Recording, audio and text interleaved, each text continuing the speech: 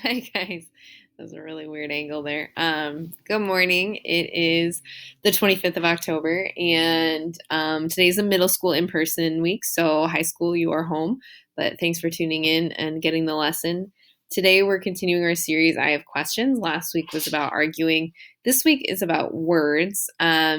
So I'm kind of excited about this because I think that words are super important. Obviously, I'm an English teacher, so I'm always working with words. But today I want to talk about how words can be really, really powerful and in a negative and positive way. But we're going to kind of focus on negative stuff too. Um, Especially today, what we see in the news, we see like the words of politicians, we see the words of celebrities. Twitter gets a lot of focus. TikTok now is the big thing. People say something in the hall, they can get suspended. People can say the wrong thing and end up losing their job. A lot of different contexts we see today where words are like a really big deal and get people in trouble or get people to take sides. It can be a huge issue. But the thing is, when we're a kid, you guys probably remember this, we're taught sticks and stones may break my bones, but words will never hurt me. We're told that words don't hurt, but we all know that they do. And I have kind of a silly example, but there's one that stuck with me for years and years. It's been decades, and it's still stuck in my head. When I was in first grade, I knew how to read, which was not something that everyone in that class could do. So I came off as pretty smart because I knew how to read. But there was this one day where we were supposed to get out like our textbooks. We were getting ready for spelling or something. And so I dug into my desk and I was looking for my book and I was like, I can't find mine. And I was starting to panic that I'd like lost it. Um, and I hadn't lost it. We'd actually like just turned them in like a couple days before we were getting new ones, but I totally forgot that because I'm have those moments and I forget things a lot. Anyway, so I tell my teacher I can't find mine, and she goes, "Oh, I wonder why," and like kind of joking and sarcastic about it. And then the whole class starts laughing, and I was like so confused. And then I realized, oh, like we gave them in, like we're getting them back today, no big deal. And one of the kids shouted out, "You're the smartest girl in the class." Like he was shocked that I would, do something stupid like that because I'm the smartest girl in the class. And that upsets me so much. And that night, I totally cried to my mom about it. I cried a lot when I was a kid.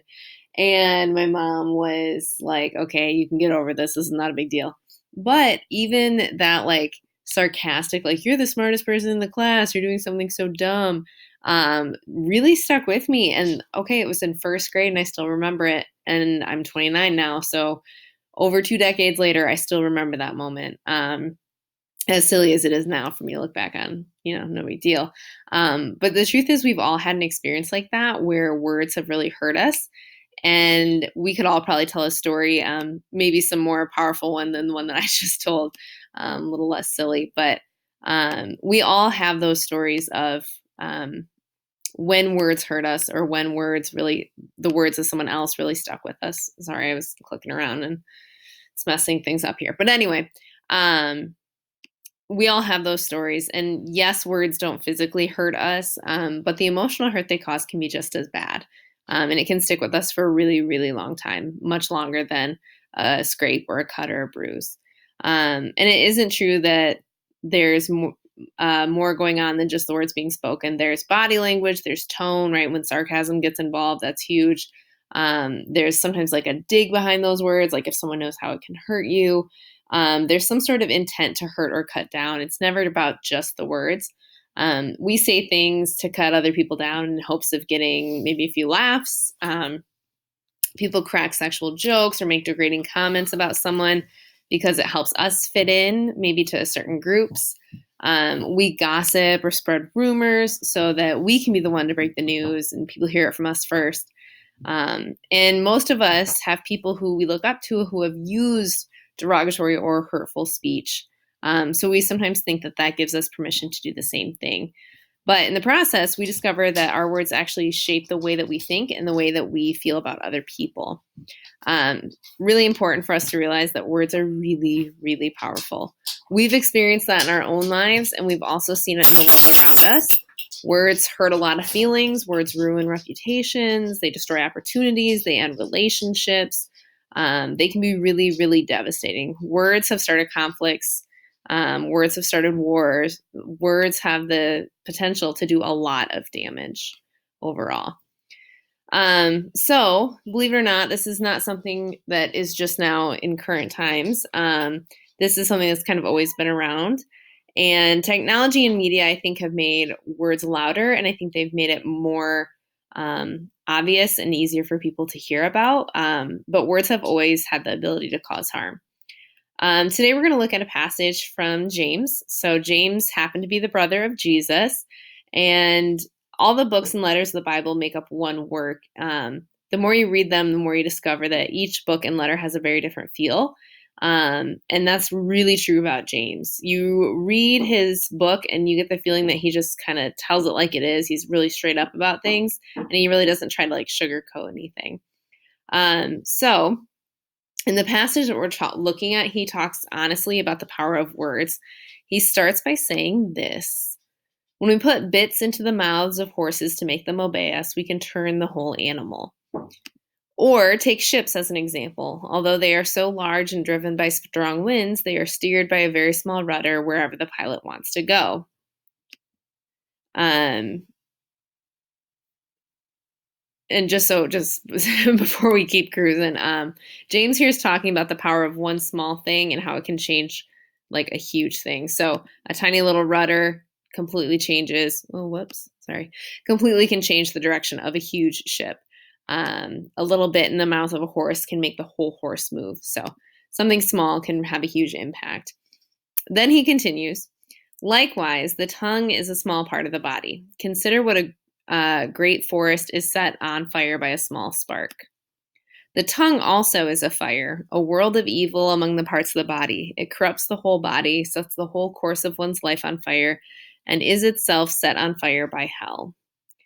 See what I mean? James is pretty straightforward, very direct here, right?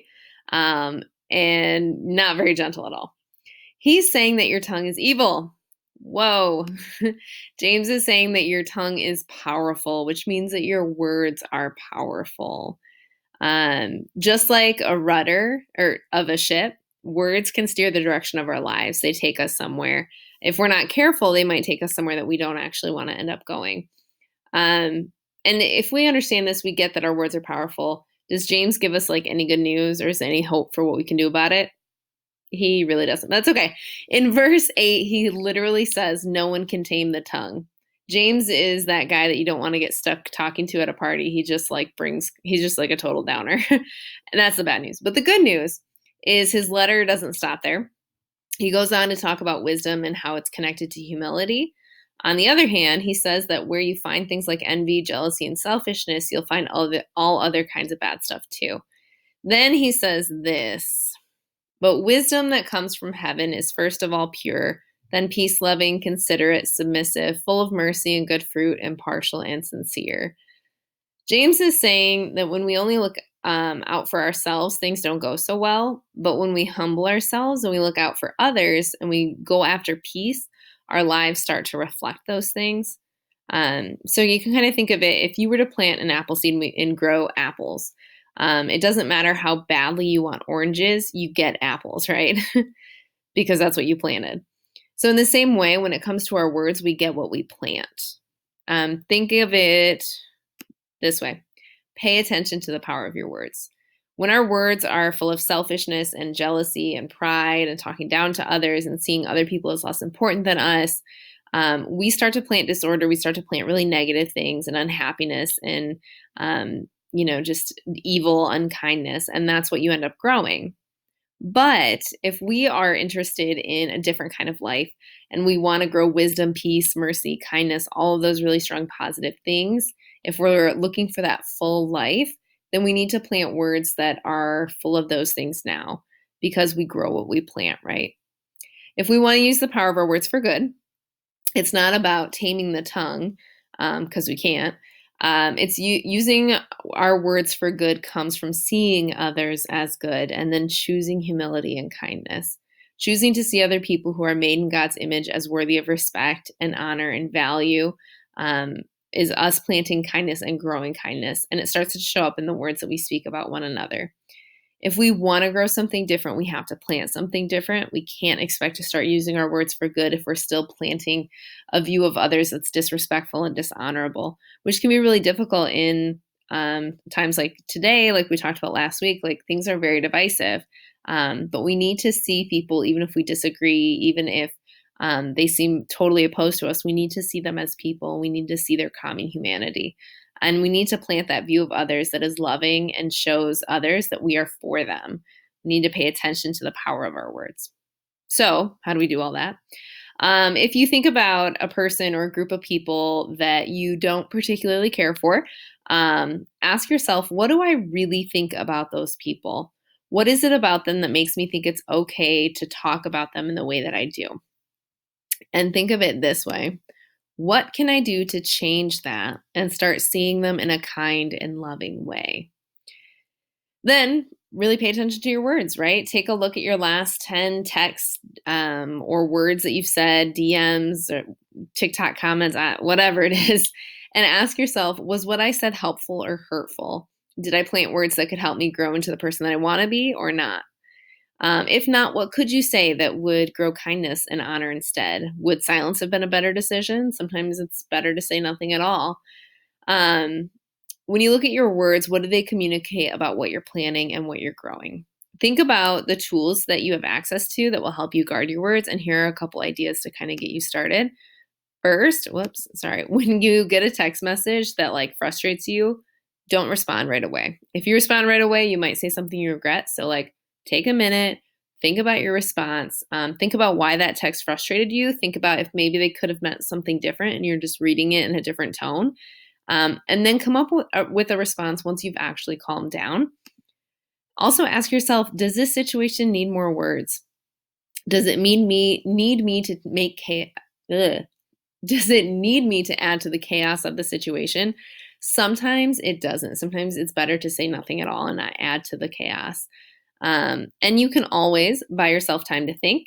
It's common to want to snap back at parents or teachers or other people when you're frustrated. But if you can give yourself some time to think about your response and think through what you want to say, it's better and it helps you not let your emotions just completely take control. And then the last one is to get in the habit of planting encouraging words that build others up. Intentionally try to come up with words and that you can refer to your friends, to your siblings, to people around you that are positive and build them up. Think about right now who you could reach out to just to say thank you or let them know that they've really impacted your life.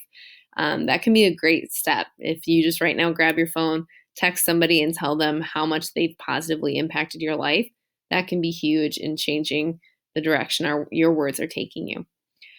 So again, the tongue is very powerful. James makes that super clear, and our experiences have made that clear. And if we want to change, we have to do more than just change our words. We have to change our hearts. We have to change our perspective and the way that we are seeing other people.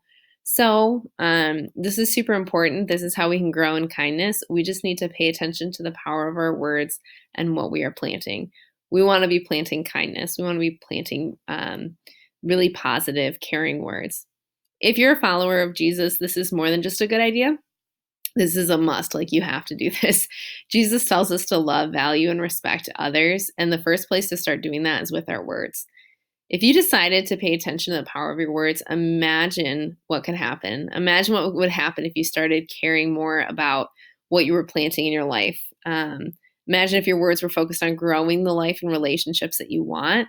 Using your words differently than your peers. Maybe people realize that you're different, that they can trust you, they can turn to you, and that you can speak truth into their lives. You can bring hope, you can bring love to others because words are powerful. So let's be those people that put that power in the right place by using them the way that God says is best. So as you head out, as you head into the rest of your day, think about the impact of the words that you normally use. Are they helpful? Are they hurtful?